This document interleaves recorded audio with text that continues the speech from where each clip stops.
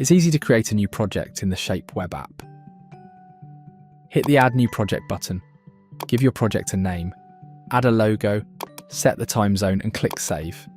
Then set the name of your team and send email invites to anyone you want to add directly to your Shape project. That's all you need to do to add people from the Shape desktop interface.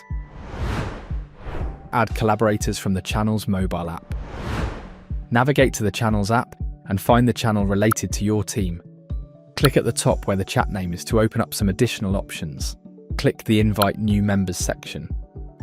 From here, you can generate an invitation link and control how many days until it expires and how many people can join your project using that link. With the link, you can copy it, share it, or create a QR code. Whatever works for your project and who you're inviting to join the chat. You can also expire the link early if you want to and generate a new link.